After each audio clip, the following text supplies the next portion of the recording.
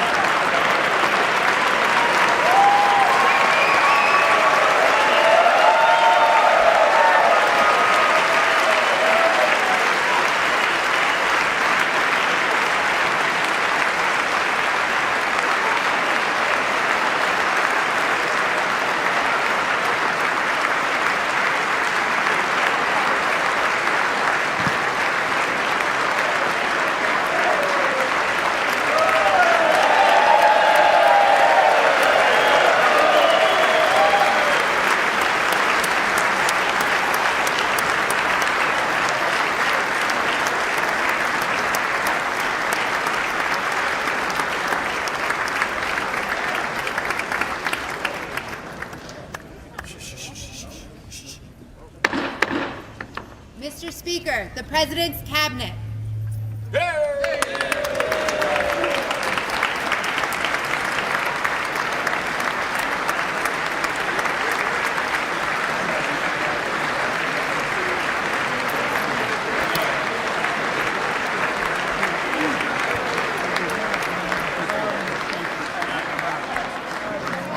That's true. I should have done better.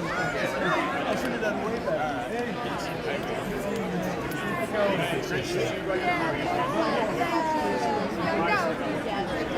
Secretary, can't wait to connect with you. You have so much fun. Yes.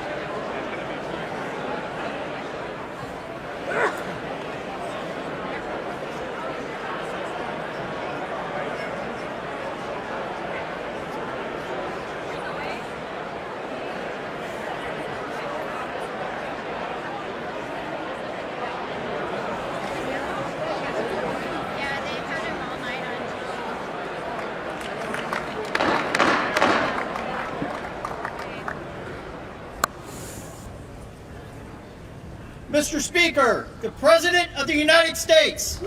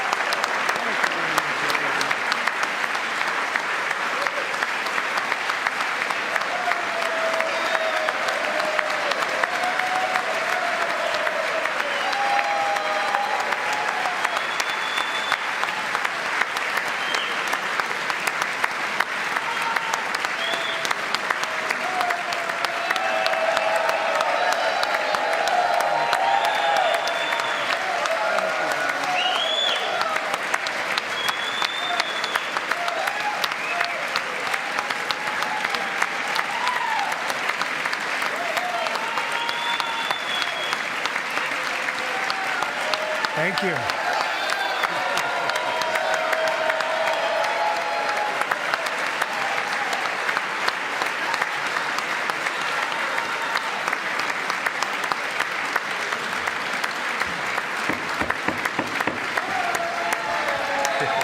Thank you very much. Thank you very much. It's a great honor. Thank you very much. Speaker Johnson, Vice President Vance, the First Lady of the United States,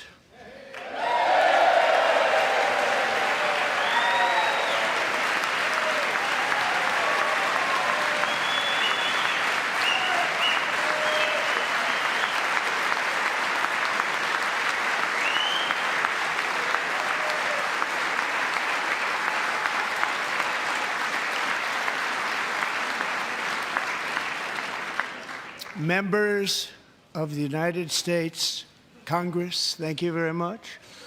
And to my fellow citizens, America is back.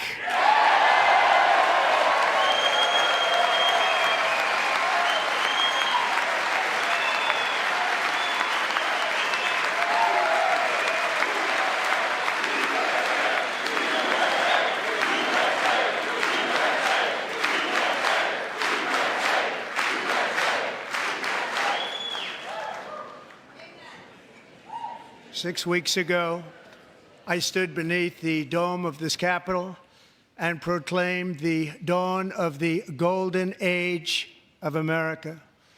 From that moment on, it has been nothing but swift and unrelenting action to usher in the greatest and most successful era in the history of our country. We have accomplished more in 43 days than most administrations accomplished in 4 years or 8 years, and we are just getting started.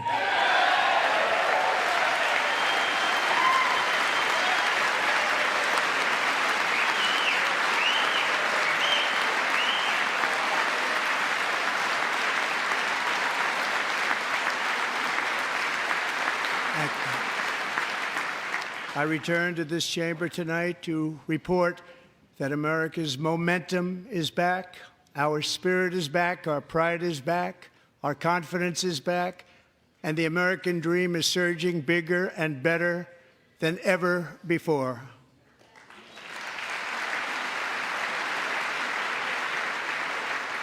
The American dream is unstoppable, and our country is on the verge of a comeback, the likes of which the world has never witnessed and perhaps will never witness again. There's never been anything like it. The presidential election of November 5th was a mandate like has not been seen in many decades. We won all 7 swing states, giving us an electoral college victory of 312 votes.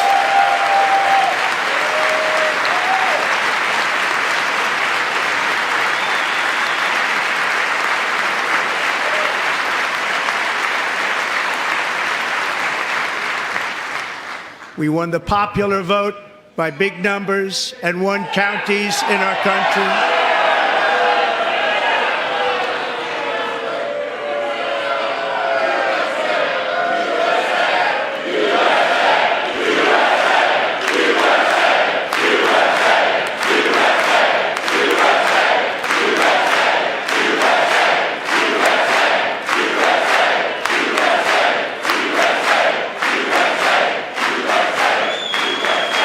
And won counties in our country, 2,700 to 525, on a map that reads almost completely red for Republican.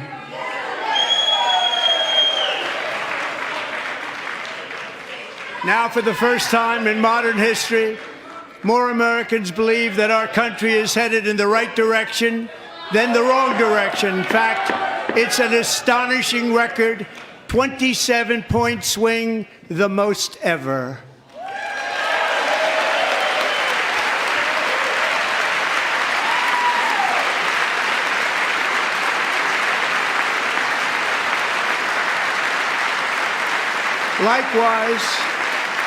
Small business optimism saw its single largest one-month gain ever recorded, a 41-point jump.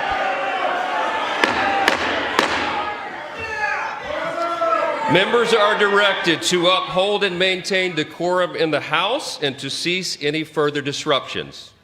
That's your warning.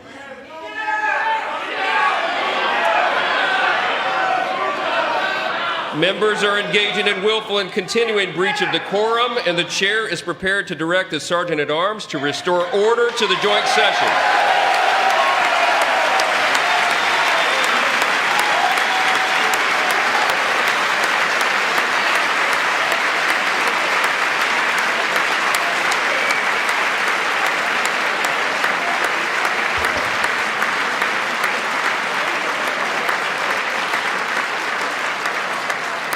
Mr. Green, take your seat. Take your seat, sir. Take your seat. Finding that members continue to engage in willful and concerted disruption of proper decorum, the chair now directs the Sergeant-at-Arms to restore order. Remove this gentleman from the chamber.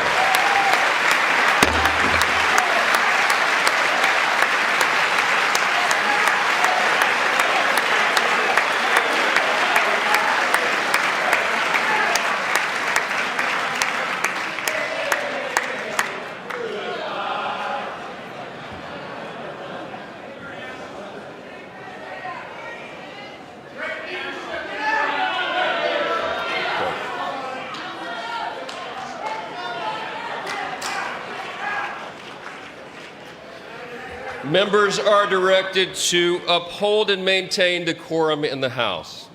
Mr. President, you continue. Thank you.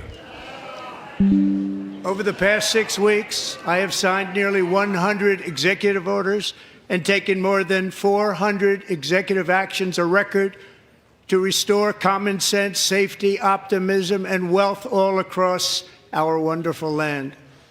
The people elected me to do the job, and I'm doing it.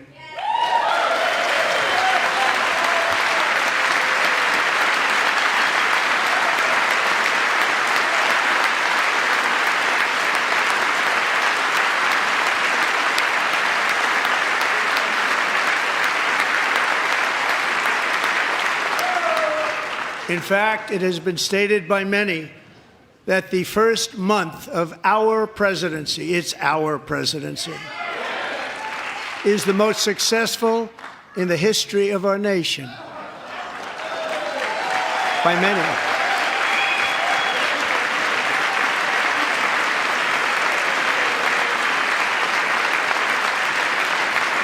And what makes it even more impressive is that, do you know who number 2 is?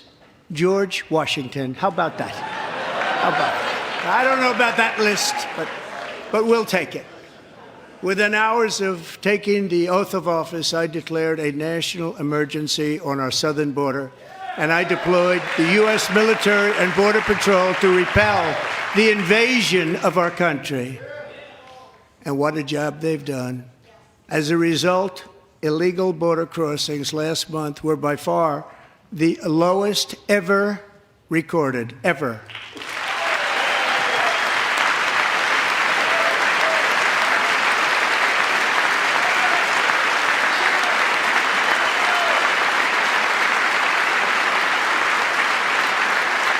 They heard my words and they chose not to come. Much easier that way. In comparison, under Joe Biden, the worst president in American history, there were hundreds of thousands of illegal crossings a month, and virtually all of them, including murderers, drug dealers, gang members, and people from mental institutions and insane asylums, were released into our country. Who would want to do that? This is my 5th such speech to Congress. And once again, I look at the Democrats in front of me, and I realize there is absolutely nothing I can say to make them happy or to make them stand or smile or applaud. Nothing I can do. I could find a cure to the most devastating disease, a disease that would wipe out entire nations, or announce the answers to the greatest economy in history or the stoppage of crime to the lowest levels ever recorded. And these people sitting right here will not clap, will not stand, and certainly will not cheer for these astronomical achievements. They won't do it, no matter what. Five times I've been up here. It's very sad, and it just shouldn't be this way.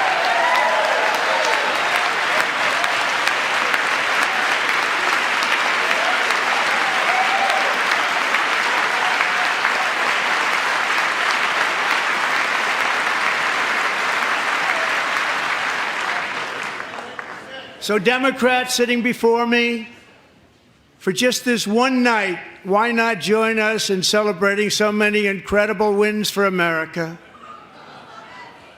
For the good of our nation, let's work together and let's truly make America great again.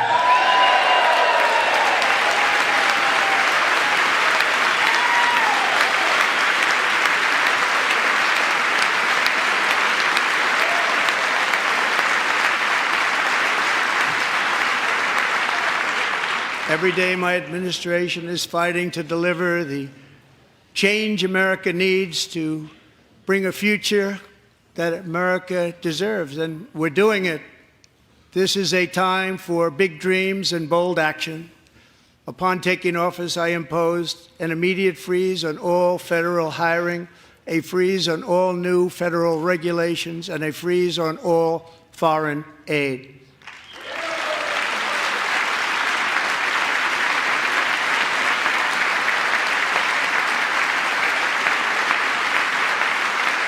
I terminated the ridiculous Green New Scam.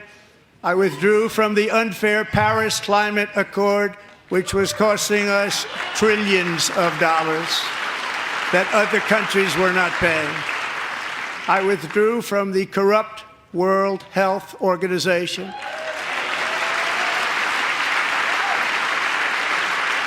And I also withdrew from the anti-American UN Human Rights Council.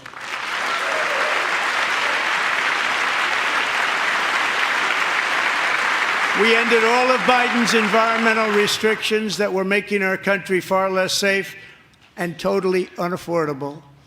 And importantly, we ended the last administration's insane electric vehicle mandate, saving our auto workers and companies from economic destruction.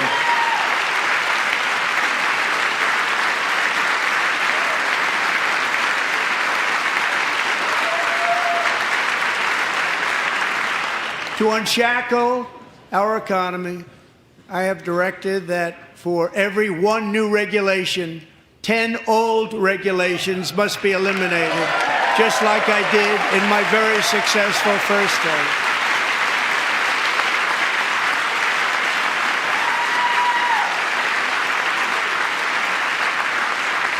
And in that first term, we set records on ending unnecessary rules and regulations like no other president had done before. We ordered all federal workers to return to the office. They will either show up for work in person or be removed from their job.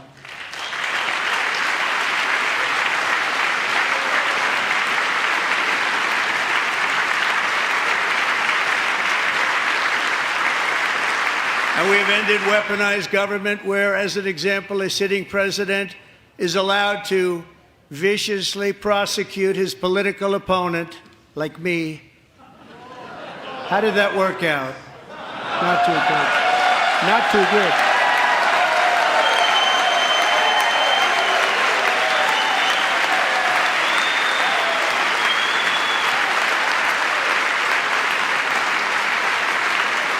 And I have stopped all government censorship and brought back free speech in America. It's back.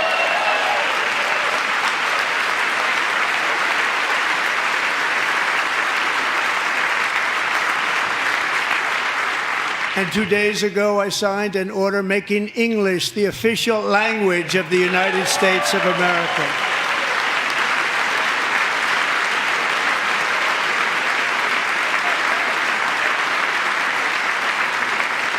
I renamed the Gulf of Mexico the Gulf of America.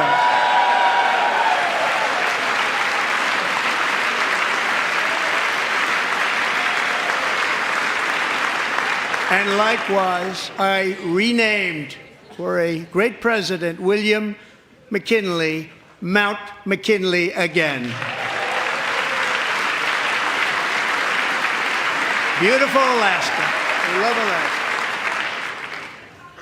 We've ended the tyranny of so-called diversity, equity, and inclusion policies all across the entire federal government and indeed the private sector and our military. And our country will be woke no longer.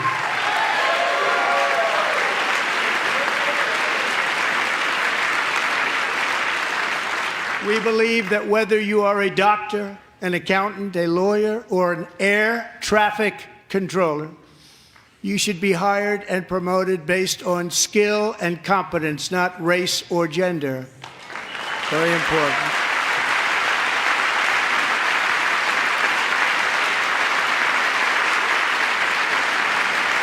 You should be hired based on merit.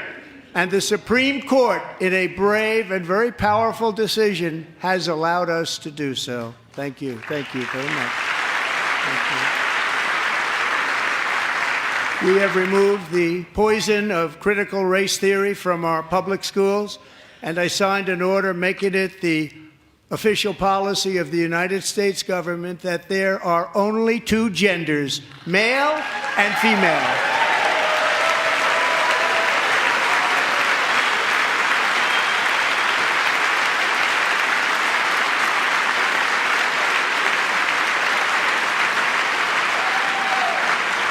I also signed an executive order to ban men from playing in women's sports.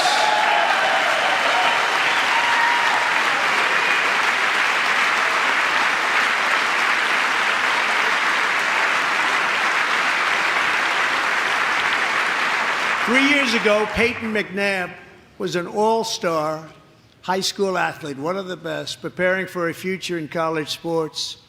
But when her girls' volleyball match was invaded by a male, he smashed the ball so hard in Peyton's face, causing traumatic brain injury, partially paralyzing her right side and ending her athletic career. It was a shot like she's never seen before. She's never seen anything like it. Peyton is here tonight in the gallery, and Peyton, from now on, schools will kick the men off the girls' team, or they will lose all federal funding.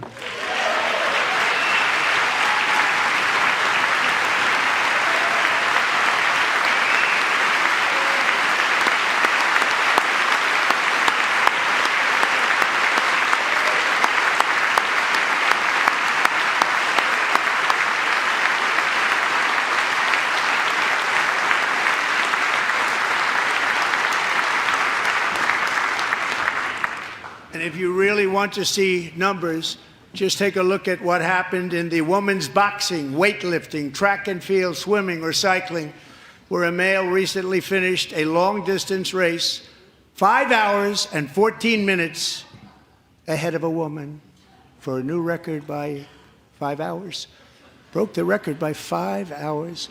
It's demeaning for women, and it's very bad for our country. We're not going to put up with it any longer.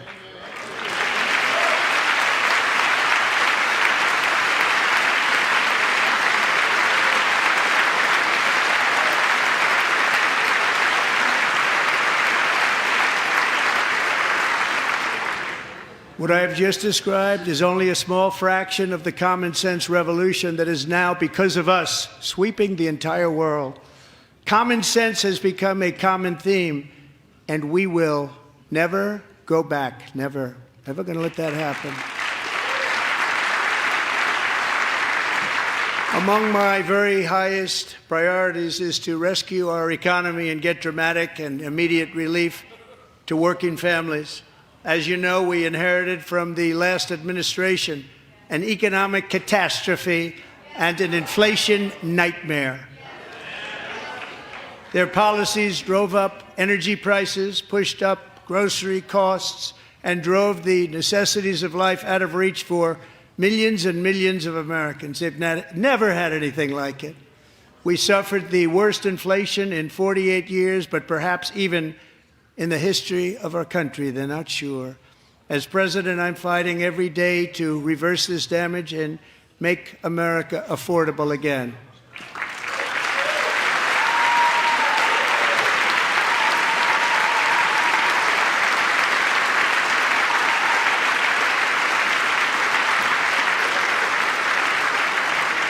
Joe Biden especially let the price of eggs get out of control. The egg price is out of control, and we're working hard to get it back down. Secretary, do a good job on that. You inherited a total mess from the previous administration. Do a good job.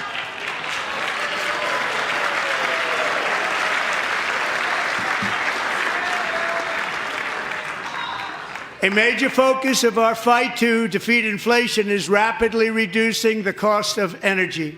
The previous administration cut the number of new oil and gas leases by 95%, slowed pipeline construction to a halt, and closed more than 100 power plants. We are opening up many of those power plants right now.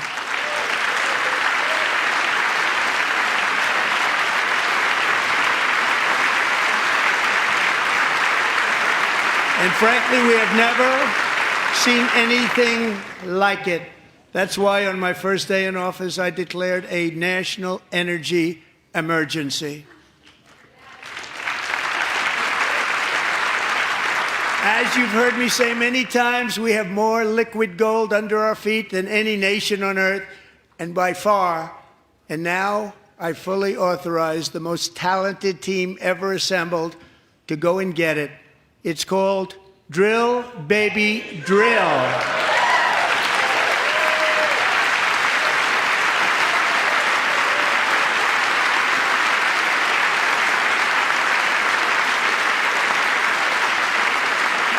My administration is also working on a gigantic natural gas pipeline in Alaska, among the largest in the world, where Japan, South Korea, and other nations want to be our partner with investments of trillions of dollars each. There's never been anything like that one. It will be truly spectacular. It's all set to go. The permitting is gotten. And later this week, I will also take historic action to dramatically expand production of critical minerals and rare earths here in the USA.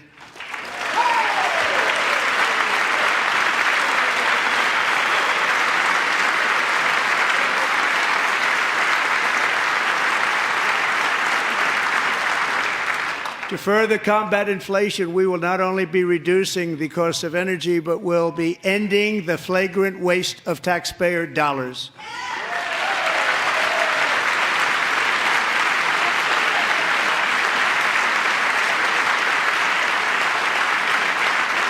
And to that end, I have created the brand new Department of Government Efficiency, DOGE. Perhaps you've heard of it. Perhaps.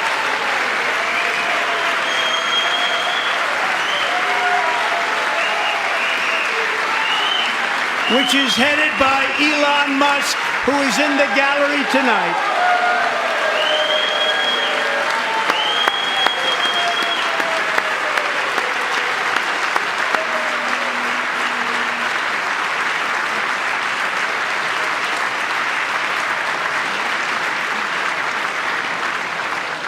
Thank you, Elon. He's working very hard. He didn't need this. He didn't need this. Thank you very much. We appreciate it. Everybody here, even this side, appreciates it, I believe. They just don't want to admit that. Just listen to some of the appalling waste we have already identified. $22 billion from HHS to provide free housing and cars for illegal aliens. $45 million for diversity, equity, and inclusion scholarships in Burma, $40 million to improve the social and economic inclusion of sedentary migrants. Nobody knows what that is. $8 million to promote LGBTQI+ in the African nation of Lesotho, which nobody has ever heard of. $60 million for indigenous peoples and Afro-Colombian empowerment in Central America. $60 million. $8 million for making mice transgender. This is real. $32 million for a left-wing propaganda operation in Moldova. $10 million for male circumcision in Mozambique. $20 million for the Arab Sesame Street in the Middle East. It's a program. $20 million for a program. $1.9 billion to recently created Decarbonization of Homes Committee, headed up, and we know she's involved. Just at the last moment, the money was passed over by a woman named Stacey Abrams. Have you ever heard of her? A $3.5 million consulting contract for lavish fish monitoring. $1.5 million for voter confidence in Liberia. $14 million for social cohesion in Mali. $59 million for illegal alien hotel rooms in New York City. He's a real estate developer. He's done very well.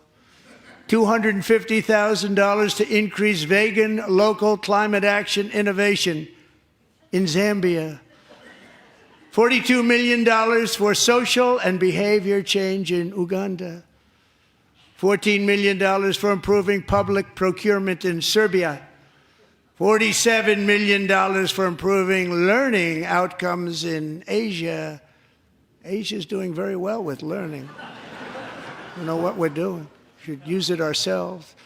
And $101 million for DEI contracts at the Department of Education, the most ever paid, nothing even like it. Under the Trump administration, all of these scams, and they're far worse, but I didn't think it was appropriate to talk about them. They're so bad. Many more have been found out and exposed and swiftly terminated by a group of very intelligent, mostly young people, headed up by Elon, and we appreciate it. We found hundreds of billions of dollars of fraud.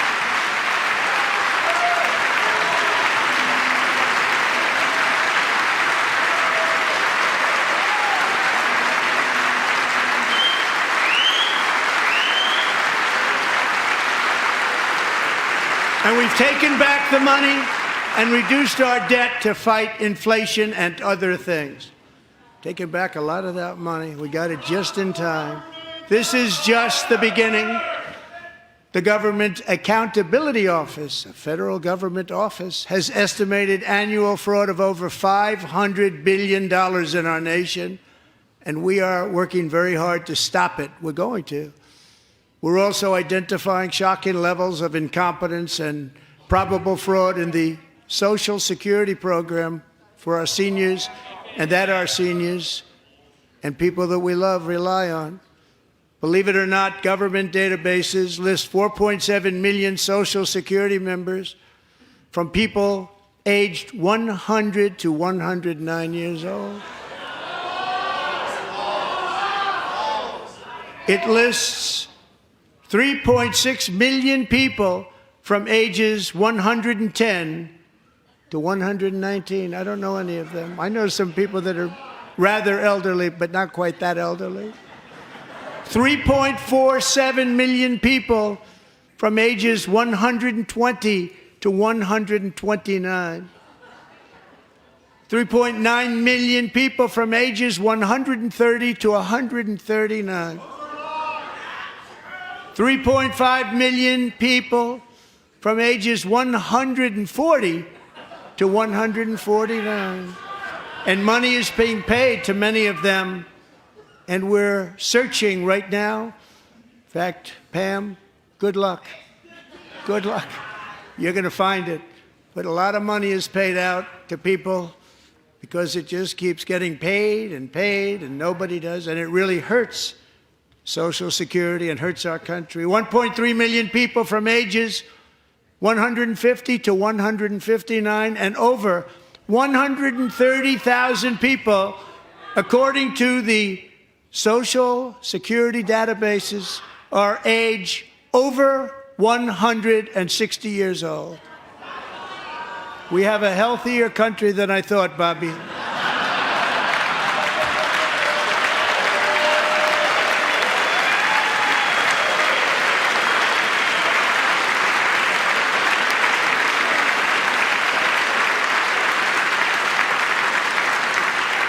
Including, to finish, 1,039 people between the ages of 220 and 229, one person between the age of 240 and 249, and one person is listed at 360 years of age.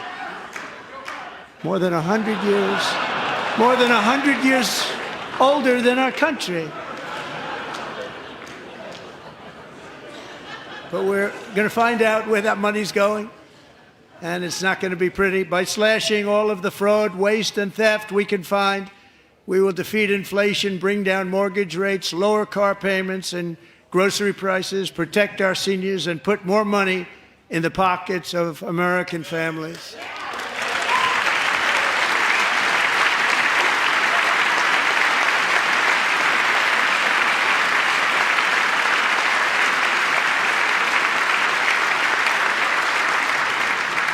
And today, interest rates took a beautiful drop, big, beautiful drop. It's about time. And in the near future, I want to do what has not been done in 24 years, balance the federal budget. We're going to balance it.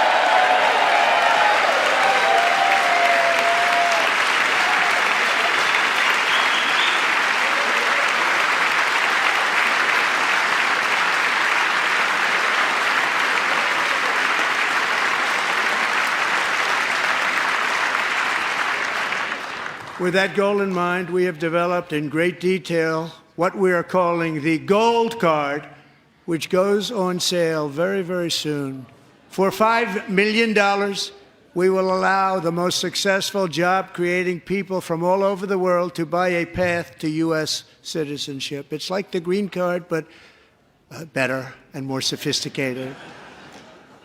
And these people will have to pay tax in our country.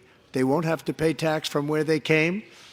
The money that they've made, you wouldn't want to do that, but they have to pay tax, create jobs. They'll also be taking people out of colleges and paying for them so that we can keep them in our country instead of having them being forced out. Number one, at the top school, as an example, being forced out and not being allowed to stay and create tremendous numbers of jobs and great success for a company out there. So while we take out the criminals, killers, traffickers, and child predators who are allowed to enter our country under the open border policy of these people, the Democrats, the Biden administration, the open border insane policies that you've allowed to destroy our country, we will now bring in brilliant, hardworking, job-creating people. They're going to pay a lot of money, and we're going to reduce our debt with that money.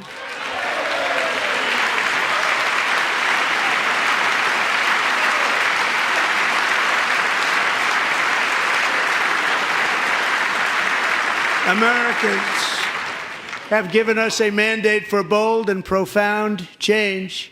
For nearly 100 years, the federal bureaucracy has grown until it has crushed our freedoms, ballooned our deficits, and held back America's potential in every possible way. The nation founded by pioneers and risk-takers now drowns under millions and millions of pages of regulations and debt. Approvals that should take 10 days to get instead take 10 years, 15 years, and even 20 years before you're rejected. Meanwhile, we have hundreds of thousands of federal workers who have not been showing up to work. My administration will reclaim power from this unaccountable bureaucracy, and we will restore true democracy to America again.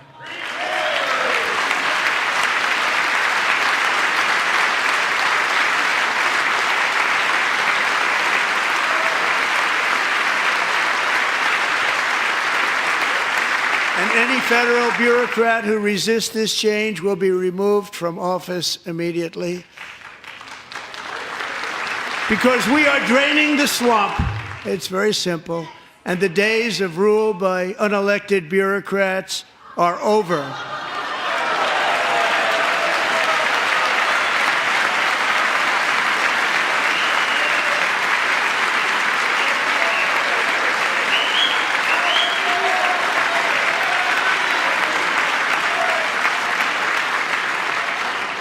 And the next phase of our plan to deliver the greatest economy in history is for this Congress to pass tax cuts for everybody. They're in there. They're waiting for you to vote.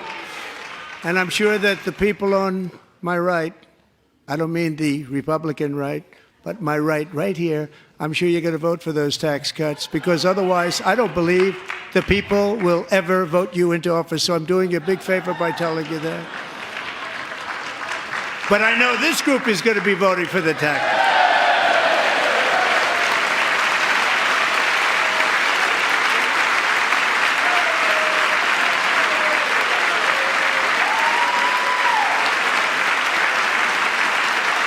Thank you. It's a very, very big part of our plan. We had tremendous success in our first term with it. A very big part of our plan. We're seeking permanent income tax cuts all across the board. And to get urgently needed relief to Americans hit especially hard by inflation, I'm calling for no tax on tips, no tax on overtime, and no tax on Social Security benefits for our great seniors.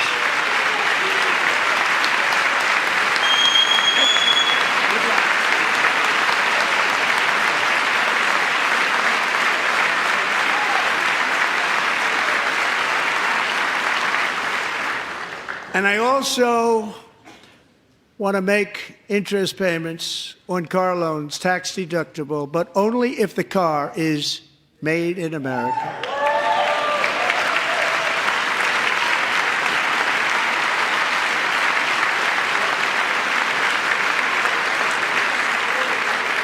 And by the way, we're going to have growth in the auto industry like nobody's ever seen. Plants are opening up all over the place. Deals are being made.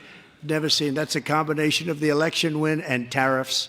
It's a beautiful word, isn't it?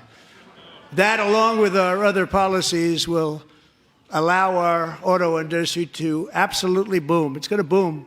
Spoke to the majors today, all three, the top people, and they're so excited. In fact, already numerous car companies have announced that they will be building massive automobile plants in America, with Honda just announcing a new plant in Indiana, one of the largest anywhere in the world.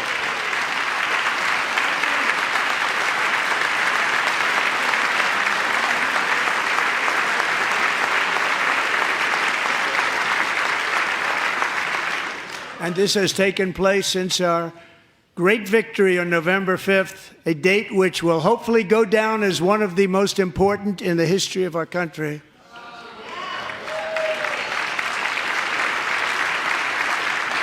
In addition, as part of our tax cuts, we want to cut taxes on domestic production and all manufacturing. And just as we did before, we will provide 100% expensing. It will be retroactive to January 20th, 2025.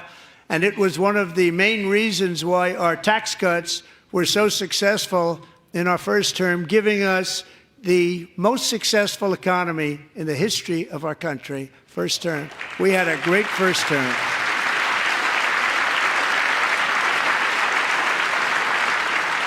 If you don't make your product in America, however, under the Trump administration, you will pay a tariff, and in some cases, a rather large one. Other countries have used tariffs against us for decades, and now it's our turn to start using them against those other countries. On average, the European Union, China, Brazil, India, Mexico, and Canada, have you heard of them?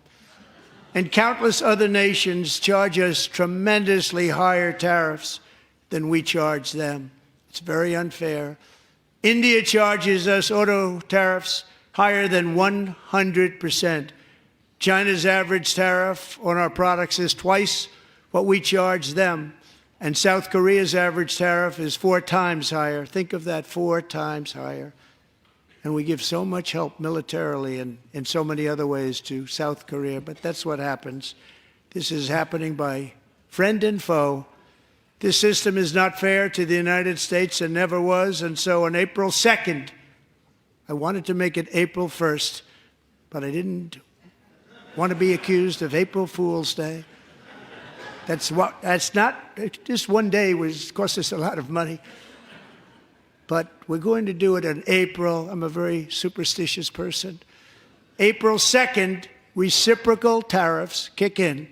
And whatever they tariff us, other countries, we will tariff them. That's reciprocal, back and forth. Whatever they tax us, we will tax them. If they do non-monetary tariffs to keep us out of their market, then we will do non-monetary barriers to keep them out of our market. There's a lot of that, too. They don't even allow us in their market. We will take in trillions and trillions of dollars and create jobs like we have never seen before. I did it with China, and I did it with others, and the Biden administration couldn't do anything about it because there was so much money they couldn't do anything about it. We have been ripped off for decades by nearly every country on earth, and we will not let that happen any longer.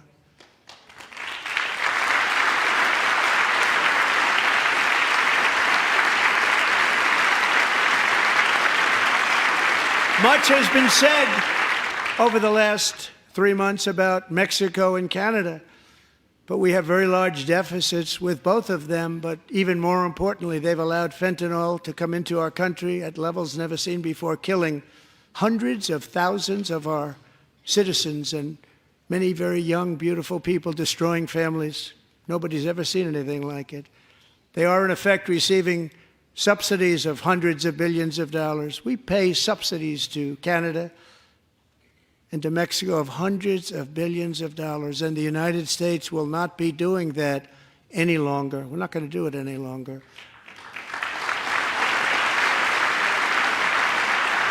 Thanks to our America First policies we're putting into place, we have had $1.7 trillion of new investment in America in just the past few weeks. The combination of the election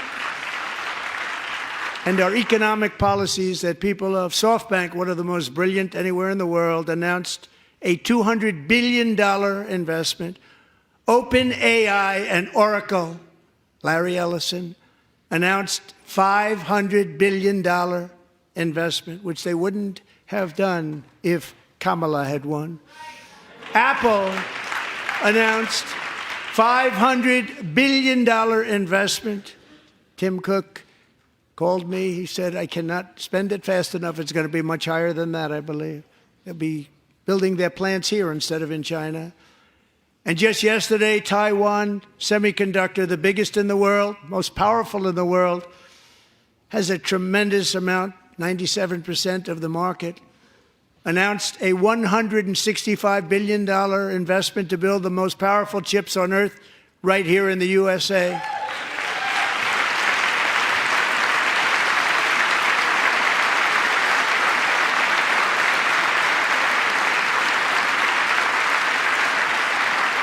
And we're not giving them any money. Your CHIPS Act is a horrible, horrible thing. We give hundreds of billions of dollars, and it doesn't mean a thing. They take our money and they don't spend it. All that meant to them, we're giving them no money. All that was important to them was they didn't want to pay the tariffs, so they came and they're building, and many other companies are coming. We don't have to give them money. We just want to protect our businesses and our people. And they will come because they won't have to pay tariffs if they build in America. So it's very amazing. You should get rid of the CHIP Act, and whatever's left over, Mr. Speaker, you should use it to reduce debt or any other reason you want to.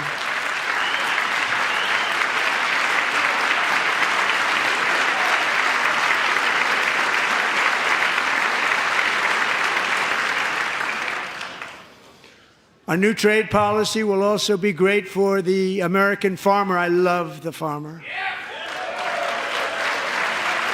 who will now be selling into our home market, the USA, because nobody is going to be able to compete with you because there's goods that come in from other countries and companies. They're really in a bad position in so many different ways. They're uninspected. They may be very dirty and disgusting, and they come in and they pour in, and they hurt our American farmers. The tariffs will go on agricultural product coming into America, and our farmers, starting on April 2nd, it may be a little bit of an adjustment period. We had that before when I made the deal with China, $50 billion of purchases, and I said, just bear with me, and they did. They did. Probably have to bear with me again, and this will be even better. That was great. The problem with it was that Biden didn't enforce it. He didn't enforce it. $50 billion of purchases, and we were doing great, but Biden did not enforce it, and it hurt our farmers. But our farmers are going to have a field day right now. So to our farmers, have a lot of fun. I love you too. I love you too. It's all going to happen.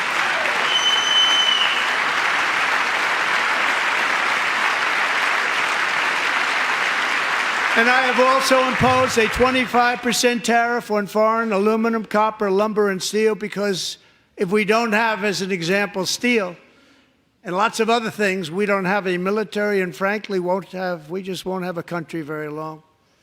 Here today is a proud American steelworker, fantastic person from Decatur, Alabama, Jeff Denard. Has been working at the same steel plant for 27 years in a job that has allowed him to serve as the captain of his local volunteer fire department, raise 7 children with his beautiful wife, Nicole, and over the years provide a loving home for more than 40 foster children. So great, Jeff.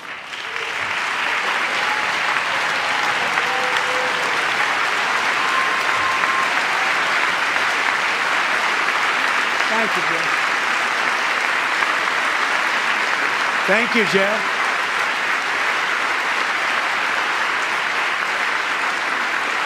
Stories like Jeff's remind us that tariffs are not just about protecting American jobs. They're about protecting the soul of our country. Tariffs are about making America rich again and making America great again, and it's happening, and it will happen rather quickly. There'll be a little disturbance, but we're okay with that. It won't be much.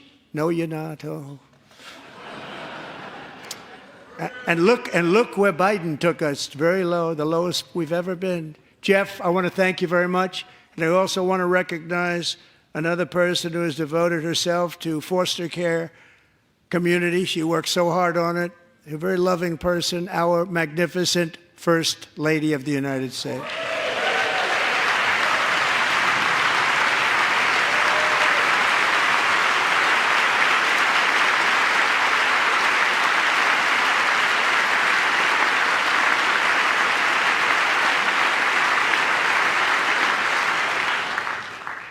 Melania's work has yielded incredible results, helping prepare our nation's future leaders as they enter the workforce.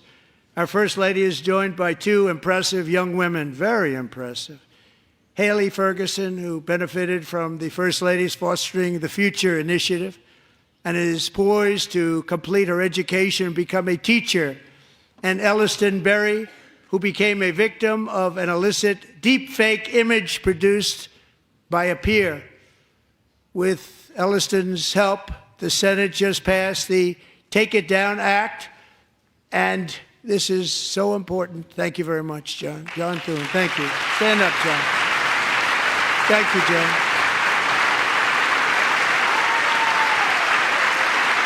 Thank you all very much.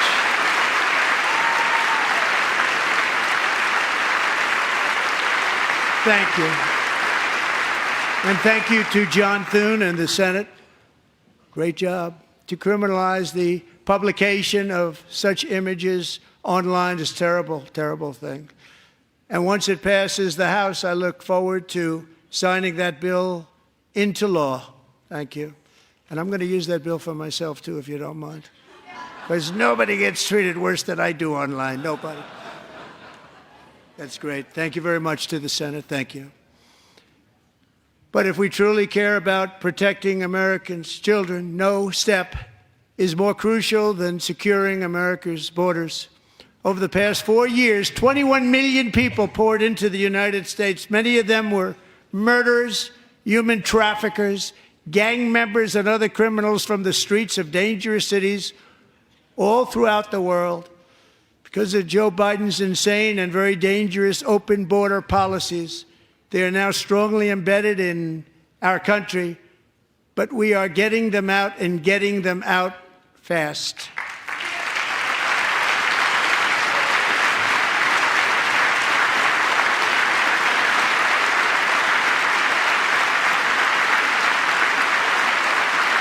And I want to thank Tom Homan and Christy. I want to thank you and Paul of Border Patrol. I want to thank you. What a job they've all done, everybody. Border Patrol, ICE, law enforcement in general is incredible. We have to take care of our law enforcement. Have to.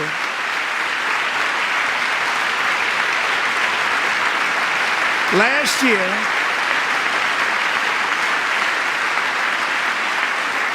a brilliant 22-year-old nursing student named Laken Riley, the best in her class, admired by everybody, went out for a jog on the campus of the University of Georgia.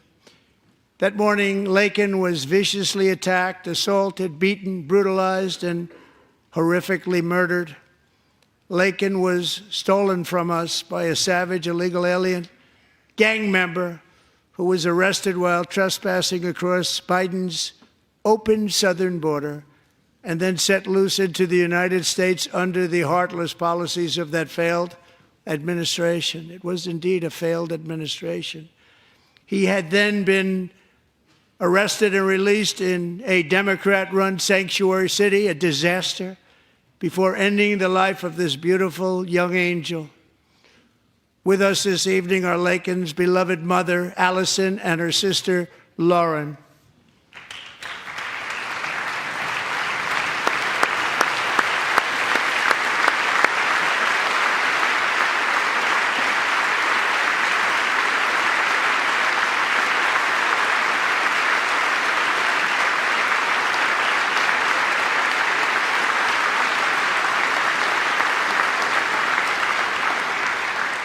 Last year, I told Laken's grieving parents that we would ensure their daughter would not have died in vain.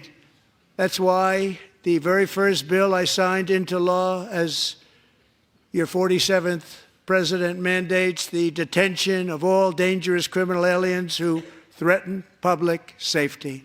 It's a very strong, powerful act.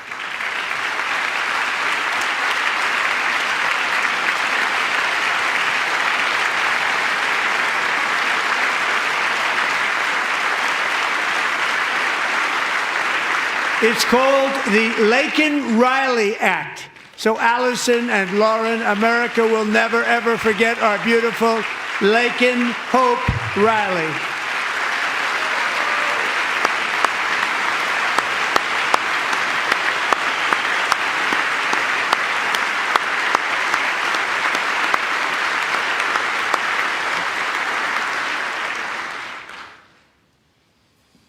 Thank you very much.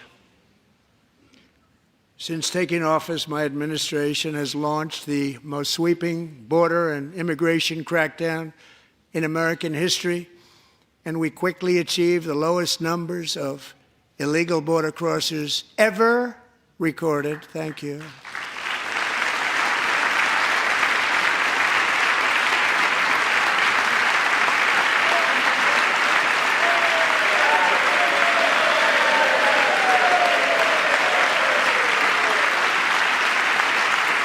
The media and our friends in the Democrat Party kept saying we needed new legislation, we must have legislation to secure the border.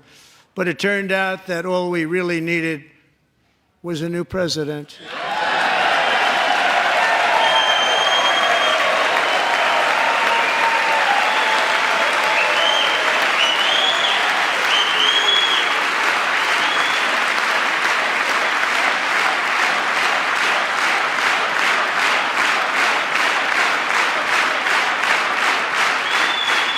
Thank you.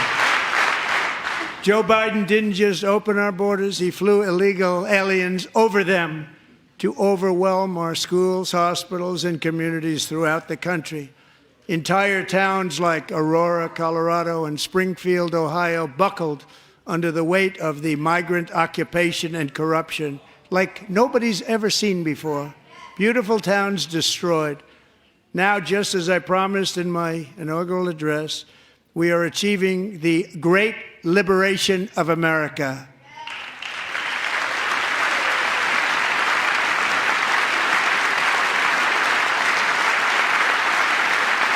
But there still is much work to be done. Here tonight is a woman I have gotten to know, Alexis Nungari from Houston.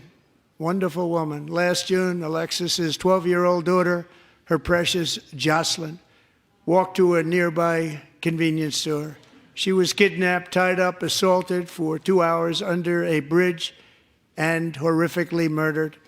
Arrested and charged with this heinous crime are 2 illegal alien monsters from Venezuela, released into America by the last administration through their ridiculous open border. The death of this beautiful 12-year-old girl and the agony of her mother and family touched our entire nation greatly. Alexis, I promised that we would always remember your daughter, your magnificent daughter, and earlier tonight, I signed an order keeping my word to you. One thing I have learned about Jocelyn is that she loved animals so much. She loved nature. Across Galveston Bay, from where Jocelyn lived in Houston, you will find a magnificent national wildlife refuge, a pristine, peaceful, 34,000-acre sanctuary for all of God's creatures on the edge of the Gulf of America. Alexis, moments ago, I formally renamed that refuge in loving memory of your beautiful daughter, Jocelyn. So, Mr. Vice President, if you would, may I have the order?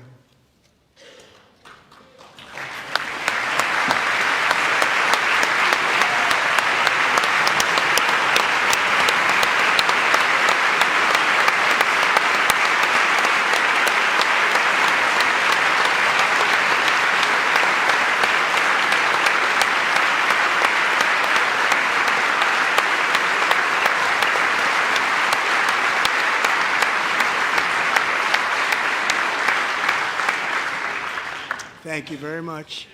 All 3 savages charged with Jocelyn and Lakin's murders were members of the Venezuelan prison gang, the toughest gang, they say, in the world, known as Tren de Aragua. 2 weeks ago, I officially designated this gang, along with MS-13 and the bloodthirsty Mexican drug cartels, as foreign terrorist organizations.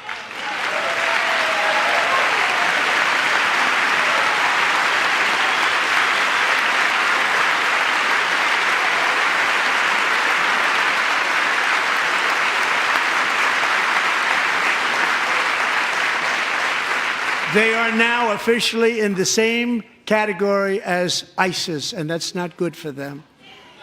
Countless thousands of these terrorists were welcomed into the U.S. by the Biden administration. But now every last one will be rounded up and forcibly removed from our country, or, if they're too dangerous, put in jails, standing trial in this country, because we don't want them to come back ever. With us this evening is a warrior on the front lines of that battle, Border Patrol Agent Roberto Ortiz. Great guy.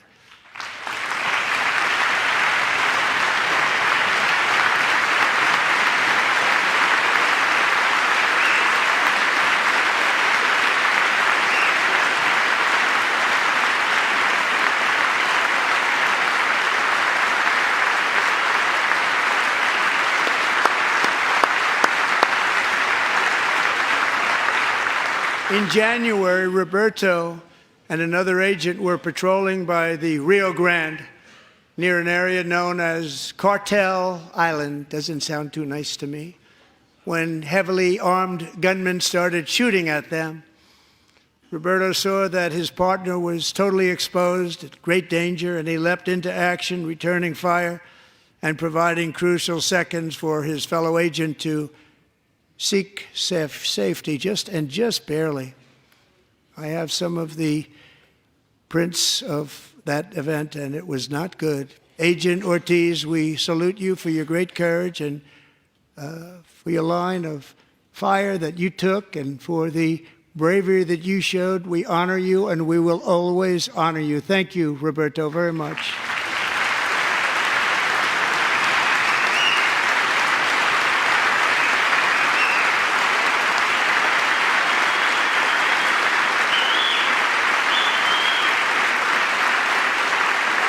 Thank you, Roberto. And I actually got to know him on my many calls to the border. He's a great gentleman.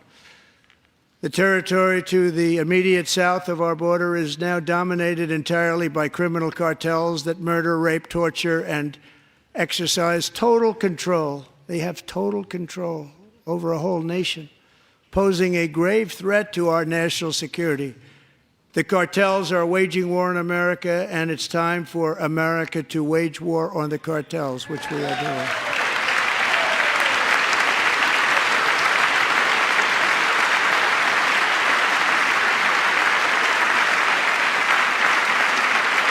Five nights ago, Mexican authorities, because of our tariff policies being imposed on them, think of this, handed over to us 29 of the biggest cartel leaders in their country. That has never happened before. They want to make us happy. First time ever.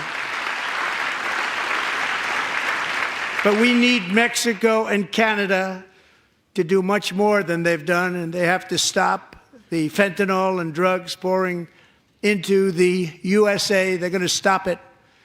I have sent Congress a detailed funding request laying out exactly how we will eliminate these threats to protect our homeland and complete the largest deportation operation in American history, larger even than current record holder, President Dwight D. Eisenhower, a moderate man, but someone who believed very strongly in borders. Americans expect Congress to send me this funding without delay so I can sign it into law. So, Mr. Speaker, John Thune, both of you, I hope you're going to be able to do that, Mr. Speaker. Thank you. Mr. Leader, thank you. Thank you very much. And let's get it to me. I'll sign it so fast, you won't even believe it.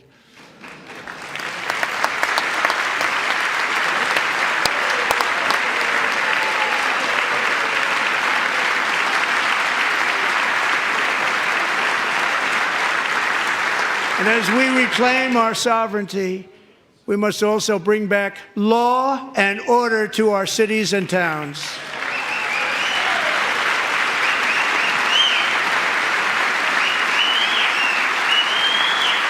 In recent years, our justice system has been turned upside down by radical left lunatics. Many jurisdictions virtually ceased enforcing the law against dangerous repeat offenders while weaponizing law enforcement against political opponents like me. My administration has acted swiftly and decisively to restore fair, equal, and impartial justice under the constitutional rule of law, starting at the FBI and the DOJ. Pam, good luck. Cash, wherever you may be, good luck.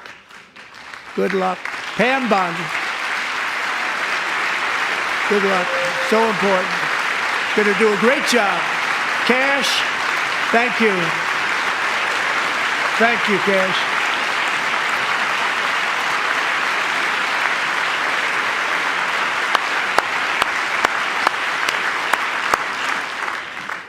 They've already started very strong. They're going to do a fantastic job. You're going to be very proud of them. We're also once again giving our police officers the support, protection, and respect they so dearly deserve. They have to get it. They have such a hard, dangerous job, but we're going to make it less dangerous. The problem is the bad guys don't respect the law, but they're starting to respect it, and they soon will respect it. This also includes our great fire departments throughout the country. Our firemen and women are unbelievable people, and we'll never forget them. And besides that, they voted for me in record numbers, so I have no choice.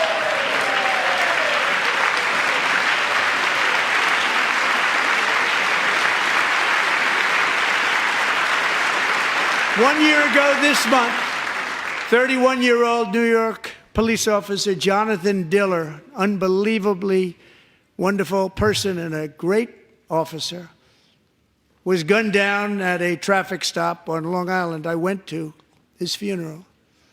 The vicious criminal charged with his murder had 21 prior arrests, and they were rough arrests, too. He was a real bad one. The thug in the seat next to him had 14 prior arrests and went by the name of Killer. He was Killer. He killed other people, they say, a lot of them. I attended Officer Diller's service, and when I met his wife and one-year-old son, Ryan, it was very inspirational, actually. His widow's name is Stephanie, and she is here tonight. Stephanie, thank you very much, Stephanie. Thank you very much.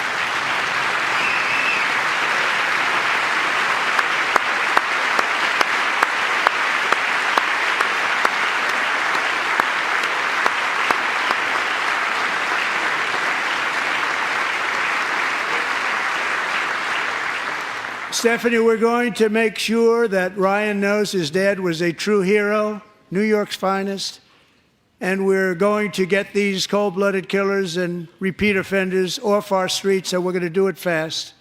Got to stop it. They get out with 28 arrests. They push people into subway trains. They hit people over the head, back of the head with baseball bats. We got to get them out of here. I've already signed an executive order requiring a mandatory death penalty for anyone who murders a police officer, and tonight I'm asking Congress to pass that policy into permanent law.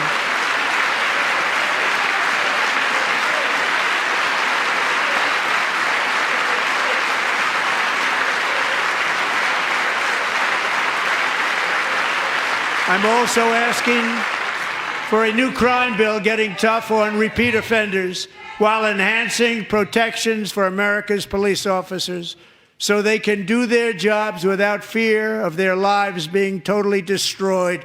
They don't want to be killed. We're not going to let them be killed. Joining us in the gallery tonight is a young man who truly loves our police. His name is DJ Daniel. He is 13 years old, and he has always dreamed of becoming a police officer.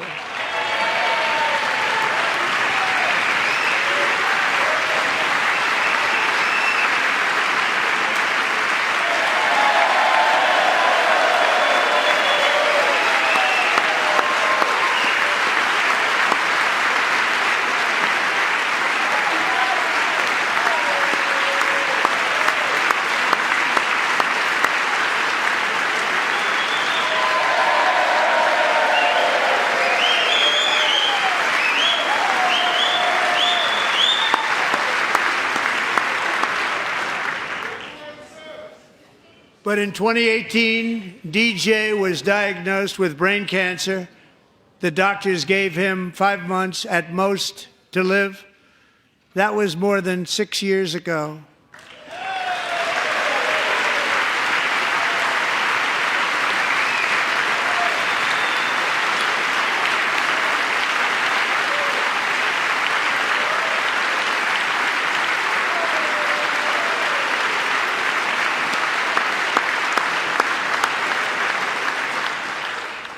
Since that time, DJ and his dad have been on a quest to make his dream come true, and DJ has been sworn in as an honorary law enforcement officer, actually a number of times. The police love him, the police departments love him.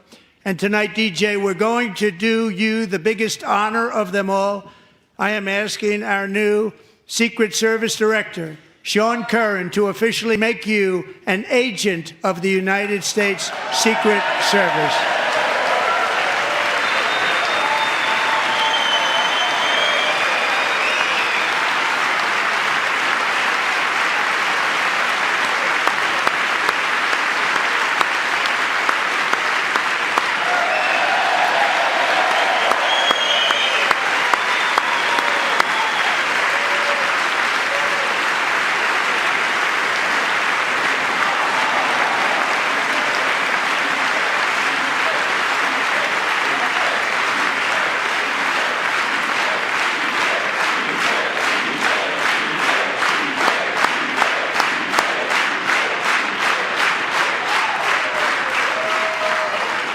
you, DJ.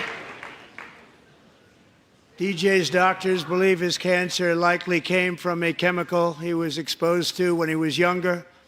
Since 1975, rates of child cancer have increased by more than 40%. Reversing this trend is one of the top priorities for our new presidential commission to make America healthy again, chaired by our new Secretary of Health and Human Services, Robert F. Kennedy, Jr.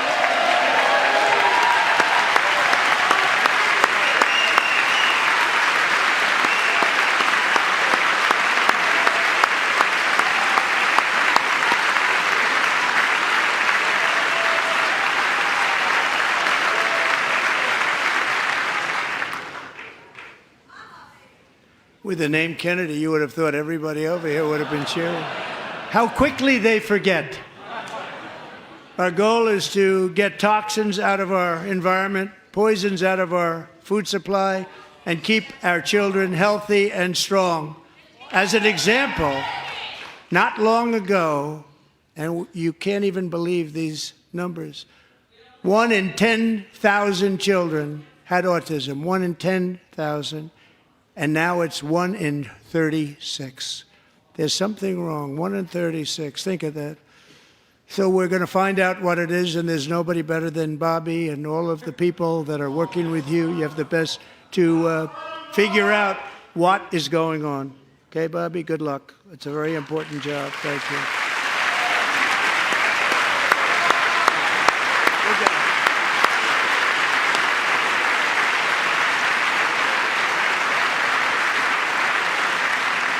Thank you.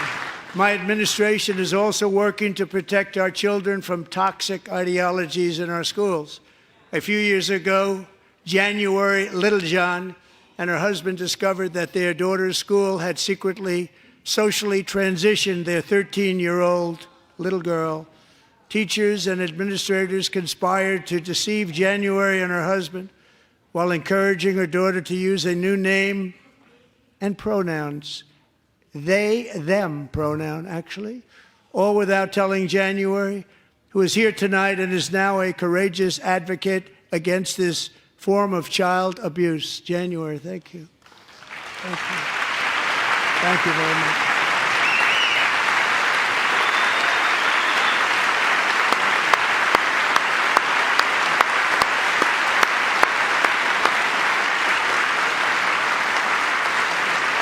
Thank you. Stories like this are why, shortly after taking office, I signed an executive order banning public schools from indoctrinating our children with transgender ideology.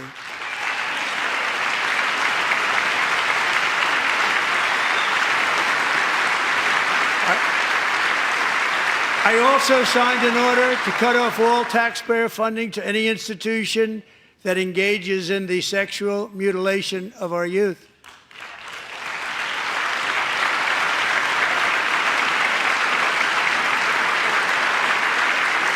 And now I want Congress to pass a bill permanently banning and criminalizing sex changes on children and forever ending the lie that any child is trapped in the wrong body. This is a big lie.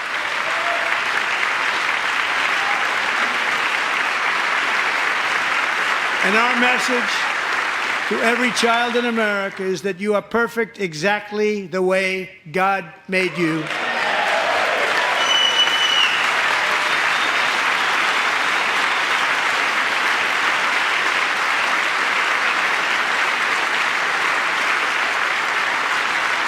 Because we're getting wokeness out of our schools and out of our military, and it's already out, and it's out of our society. We don't want it. Wokeness is trouble. Wokeness is bad. It's gone. It's gone. And we feel so much better for it, don't we? Don't we feel better? Our service members won't be activists and ideologues. They will be fighters and warriors. They will fight for our country. And Pete, congratulations. Secretary of Defense, congratulations.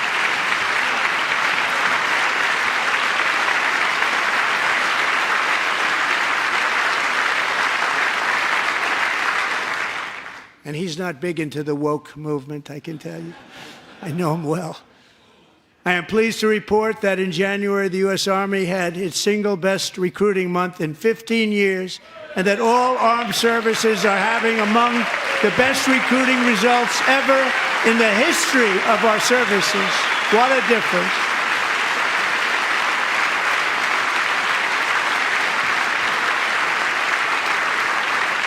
And you know, it was just a few months ago where the results were exactly the opposite. We couldn't recruit anywhere. We couldn't recruit.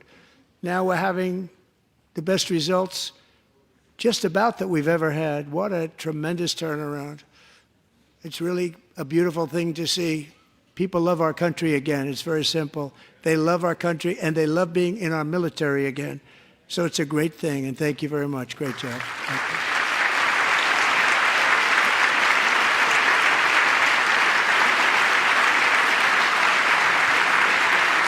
We're joined tonight by a young man, Jason Hartley, who knows the weight of that call of duty.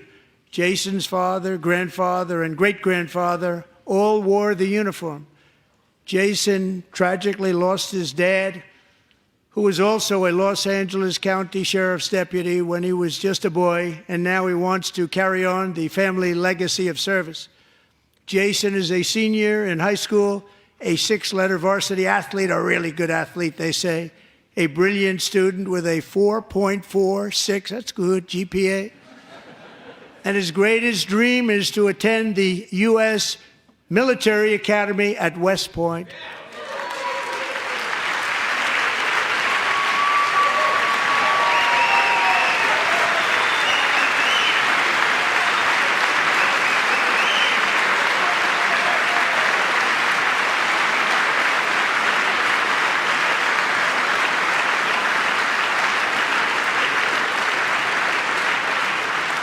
And Jason, that's a very big deal getting in. That's a hard one to get into. But I'm pleased to inform you that your application has been accepted.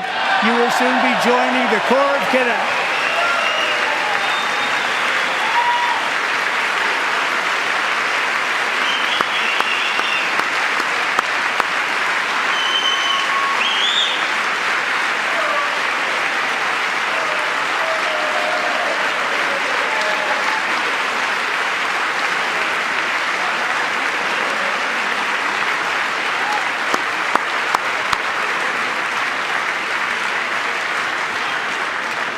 Thank you.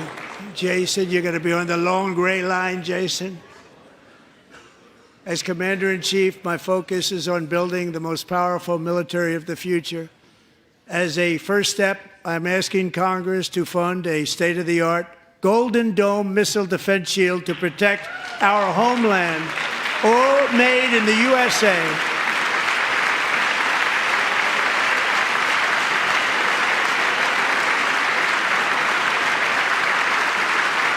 And Ronald Reagan wanted to do it long ago, but the technology just wasn't there, not even close. But now we have the technology. It's incredible, actually.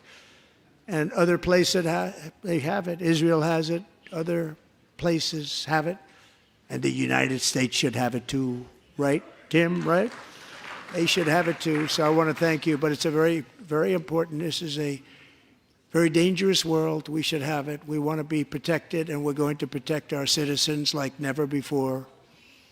To boost our defense industrial base, we are also going to resurrect the American shipbuilding industry, including commercial shipbuilding and military shipbuilding.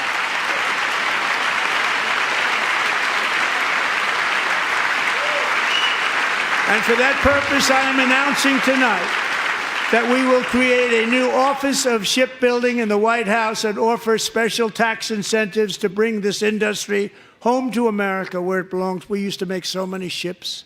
We don't make them anymore very much, but we're going to make them very fast, very soon.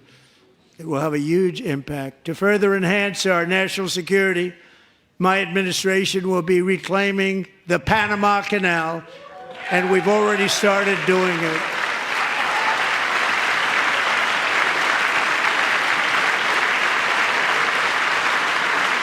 Just today, a large American company announced they are buying both ports around the Panama Canal and lots of other things having to do with the Panama Canal and a couple of other canals.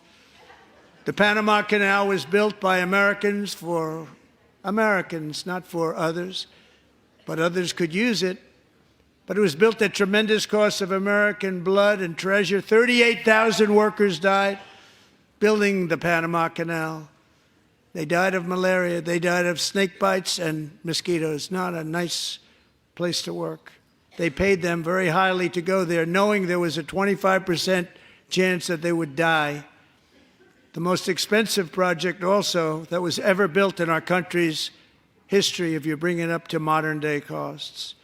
It was given away by the Carter administration for $1, but that agreement has been violated very severely. We didn't give it to China. We gave it to Panama, and we're taking it back.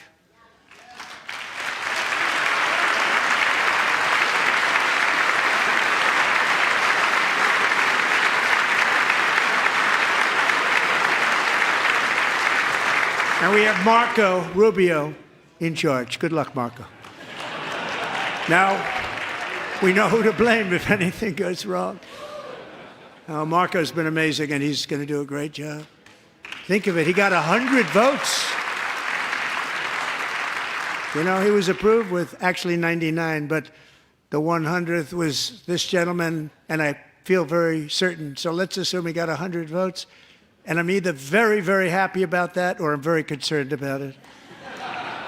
But he's already proven. I mean, he's a great gentleman. He's respected by everybody, and we appreciate you voting for Marco. He's going to do a fantastic job. Thank you. Thank you. He's doing a great job. Great job.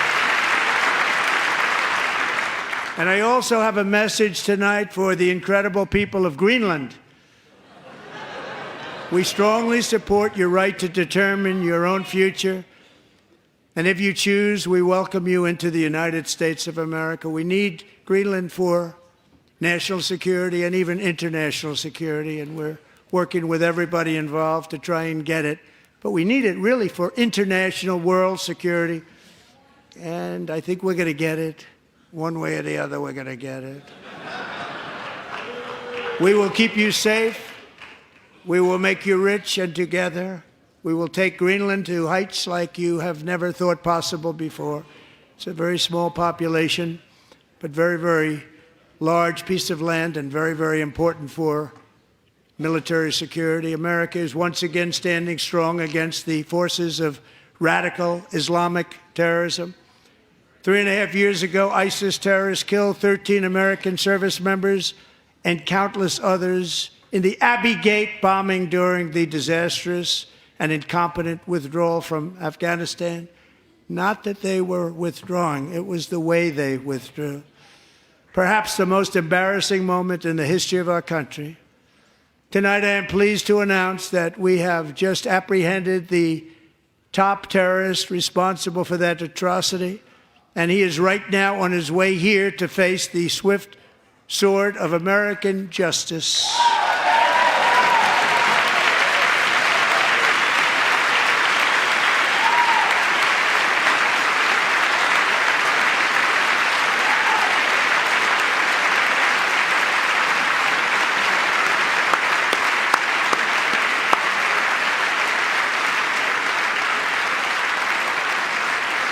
And I want to thank especially the government of Pakistan for helping arrest this monster. This was a very momentous day for those 13 families who I actually got to know very well, most of them, whose children were murdered, and the many people that were so badly, over 42 people, so badly injured on that fateful day in Afghanistan. What a horrible day. Such incompetence was shown that when Putin saw what happened, I guess he said, wow, maybe this is my chance. That's how bad it was. Should have never happened. Grossly incompetent people. I spoke to many of the parents and loved ones, and they're all in our hearts tonight. Just spoke to them on the phone. We had a big call.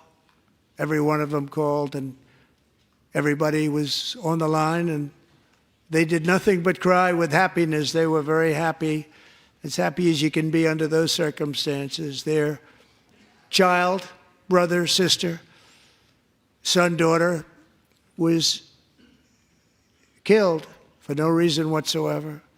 In the Middle East, we're bringing back our hostages from Gaza. In my first term, we achieved one of the most groundbreaking peace agreements in generations, the Abraham Accords.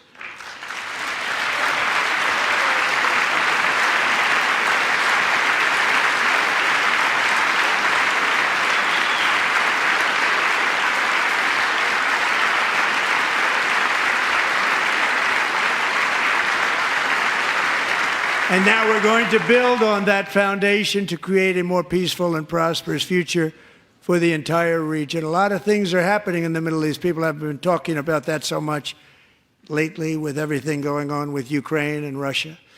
But a lot of things are happening in the Middle East. It's a rough neighborhood, actually. I'm also working tirelessly to end the savage conflict in Ukraine. Millions of Ukrainians and Russians have been needlessly killed or wounded in this horrific and brutal conflict with no end in sight. The United States has sent hundreds of billions of dollars to support Ukraine's defense with no security, with no anything.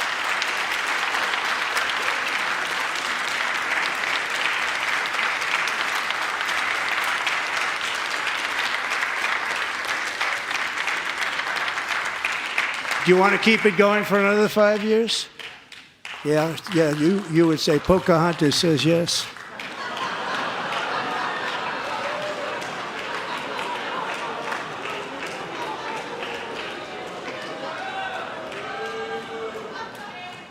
$2,000 people are being killed every single week. More than that. They're Russian young people. They're Ukrainian young people. They're not Americans. But I want it to stop. Meanwhile, Europe has sadly spent more money buying Russian oil and gas than they have spent on defending Ukraine, by far. Think of that. They've spent more buying Russian oil and gas than they have defending. And we've spent perhaps $350 billion, like taking candy from a baby. That's what happened.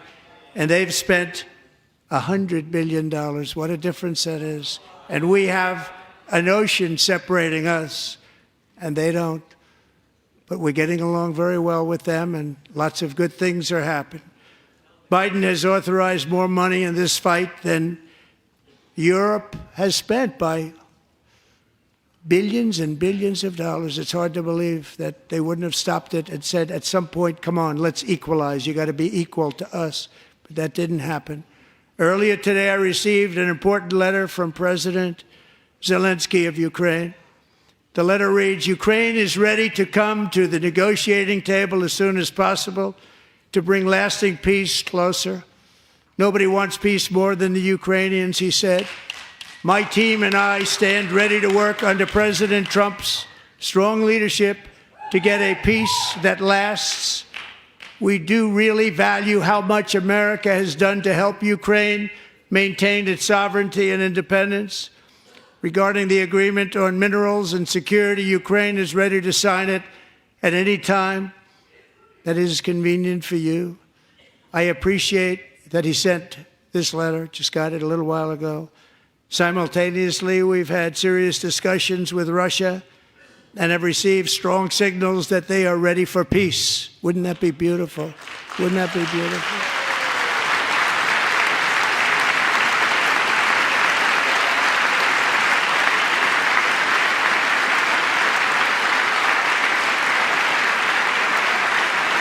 Wouldn't that be beautiful?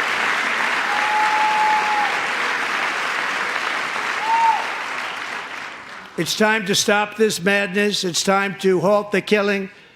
It's time to end this senseless war. If you want to end wars, you have to talk to both sides. Nearly 4 years ago, amid rising tensions, a history teacher named Mark Fogel was detained in Russia and sentenced to 14 years in a penal colony. Rough stuff. The previous administration barely lifted a finger to help him. They knew he was innocent, but they had no idea where to begin. But last summer, I promised his 95-year-old mother, Malphine, that we would bring her boy safely back home. After 22 days in office, I did just that, and they are here tonight.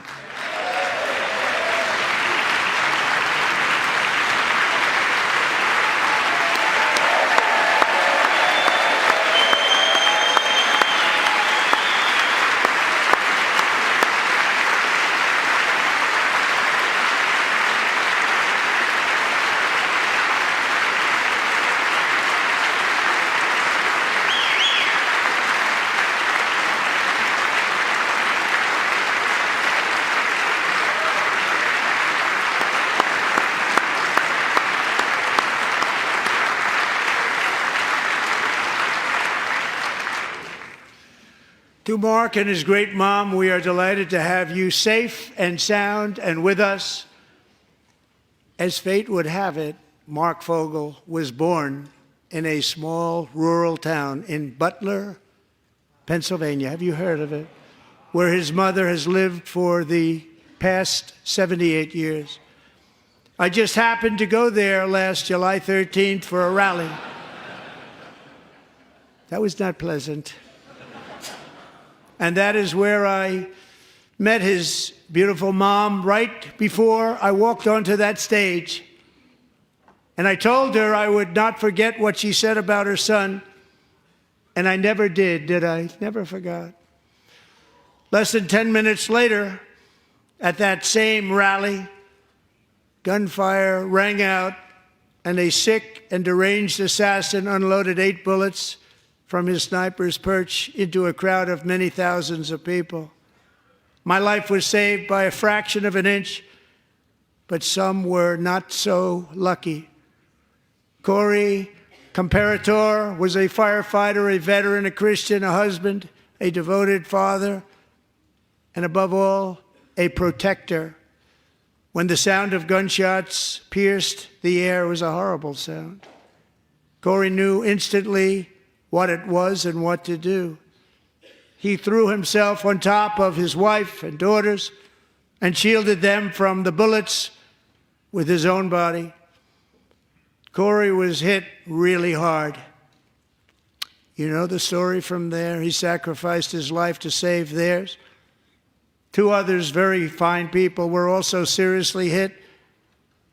But thankfully, with the help of 2 great country doctors, we thought they were gone and they were saved. So those doctors had great talent. We're joined by Corey's wife, Helen, who was his high school sweetheart, and their 2 beloved daughters, Allison and Kaylee. Thank you.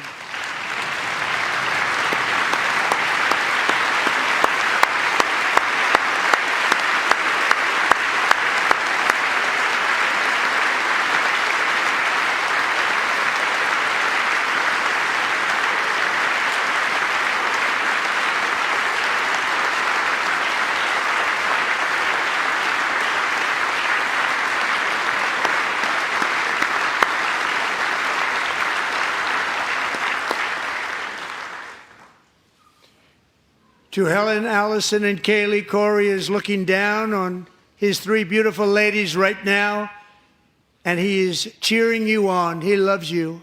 He is cheering you on. Corey was taken from us much too soon, but his destiny was to leave us all with a shining example of the selfless devotion of a true American patriot. It was love like Corey's that built our country, and it's love like Corey's that is going to make our country more majestic than ever before. I believe that my life was saved that day in Butler for a very good reason. I was saved by God to make America great again. I believe that. Thank you.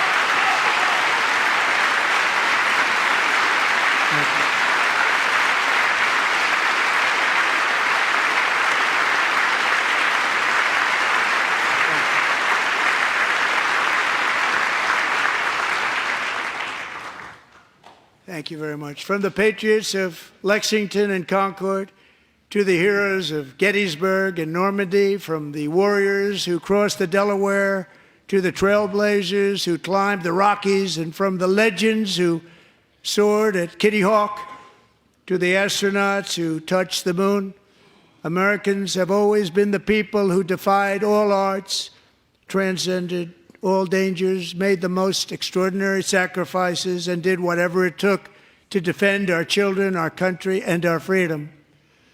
And as we have seen in this chamber tonight, that same strength, faith, love, and spirit is still alive and thriving in the hearts of the American people.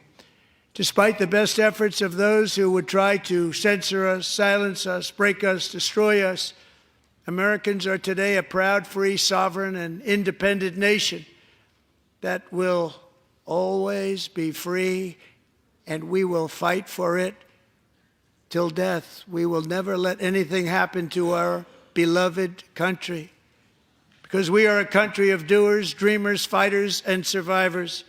Our ancestors crossed a vast ocean, strode into the unknown wilderness, and carved their fortunes from the rock and soil of a perilous and very dangerous frontier. They chased our destiny across a boundless continent. They built the railroads, laid the highways, and graced the world with American marvels like the Empire State Building, the mighty Hoover Dam, and the towering Golden Gate Bridge. They lit the world with electricity, broke free of the force of gravity, fired up the engines of American industry, vanquished the communists, fascists, and Marxists all over the world, and gave us countless modern wonders sculptured out of iron, glass, and steel. We stand on the shoulders of these pioneers who won and built the modern age, these workers who poured their sweat into the skylines of our cities, these warriors who shed their blood on fields of battle and gave everything they had for our rights and for our freedom. Now it is our time to take up the righteous cause of American liberty. And it is our turn to take America's destiny into our own hands and begin the most thrilling days in the history of our country. This will be our greatest era. With God's help, over the next 4 years, we are going to lead this nation even higher, and we are going to forge the freest, most advanced, most dynamic, and most dominant civilization ever to exist on the face of this earth. We are going to create the highest quality of life, build the safest and wealthiest and healthiest and most vital communities anywhere in the world. We are going to conquer the vast frontiers of science, and we are going to lead humanity into space and plant the American flag on the planet Mars and even far beyond.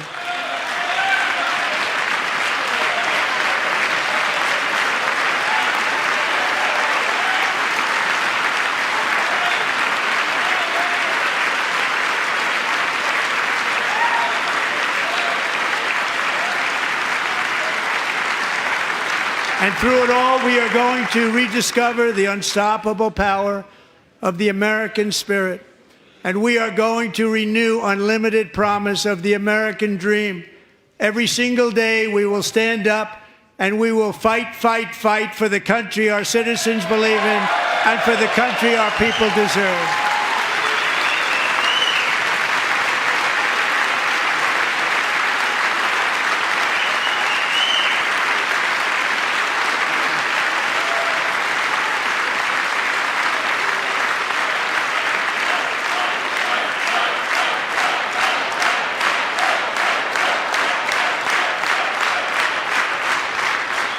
My fellow Americans, get ready for an incredible future, because the golden age of America has only just begun. It will be like nothing that has ever been seen before. Thank you, God bless you, and God bless America.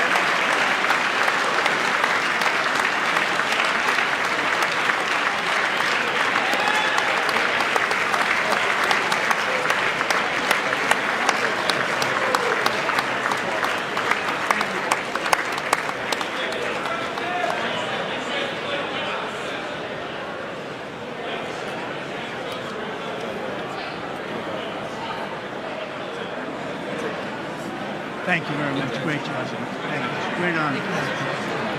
Thank you. Thank you. Get this place going, all right? Thank you. It's a great honor. Thank you. Thank you, Mr. President. Thank you very much.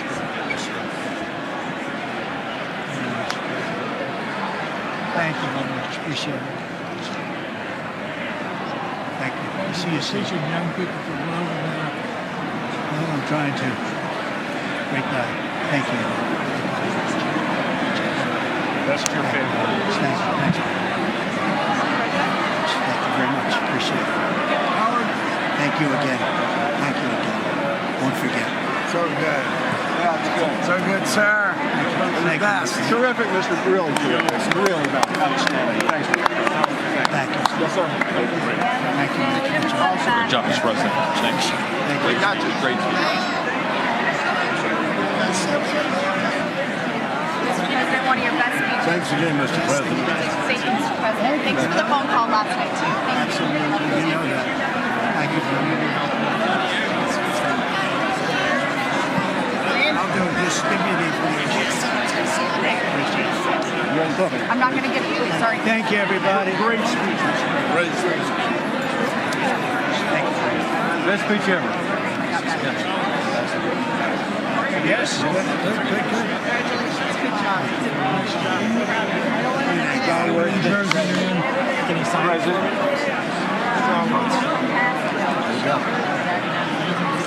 President Roger Williams, thanks for the call. I love Roger Williams. Thank you.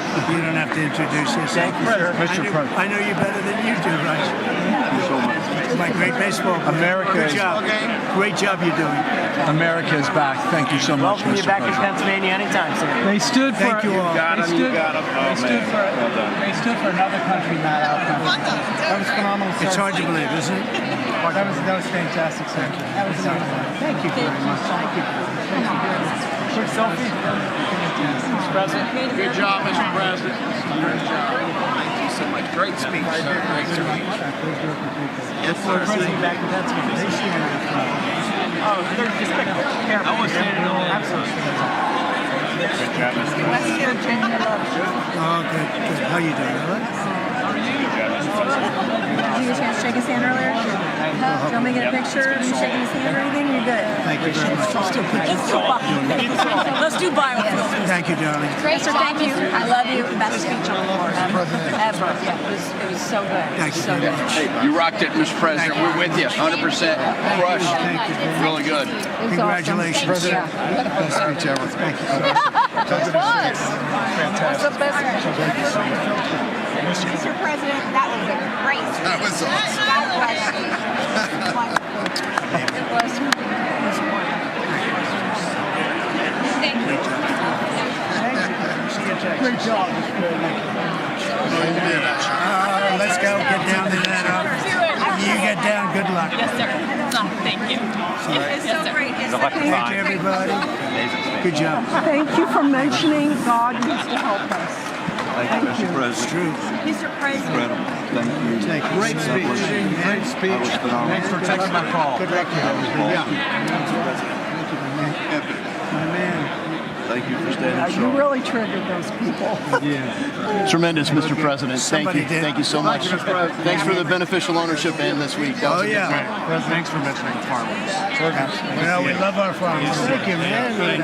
Thank you, Mr. President. You earned this night. Thank you very much. Appreciate it. Worked hard. Ass off for it. Thank you, man. Proud of you. Thank you, Mr. President. Thank you so much. Thank you. Great again, brother. Thank you. You endorsed me. I'm here for you. I did indeed. You better believe it. Very well I did a done, good sir. endorsement. President, home run. Thank you very much. job. You killed it. Thank you, Mr. President. Thank you, everybody. You did great. Thank you. Good job. Thank you. Great to see you. Slam dunk. You're doing good. Thank you, sir. You did amazing, per usual. Thank you. I'll see you. Thank you. Yes, sir. Thank you. Go Cheese. Thank you. Love you, Mr. President. Yes. Thank you, everybody. Look at this beautiful. New congressman from Eastern Washington. We've never met. Oh, Michael that's Baumgartner. good. I was one of Mike Leach's best friends. Oh, that's He thinks good. very Oh, highly Mike of you. was- oh, he was great. Tremendous. He was a great guy. Great What a speech. great- Great. Thank you. Thank you very much. Mr. Jr., you did a great job. Yeah, thank you. Home run, Mr. President. Home run. Home run. That was a good one. President, good to see you, sir. Good job. Good job. Thank you very much. Looking good. Look at them. I need to talk to you about some buildings, some public buildings. You let me know. I will. Thank you, sir. Mr. President. Gus, crazy.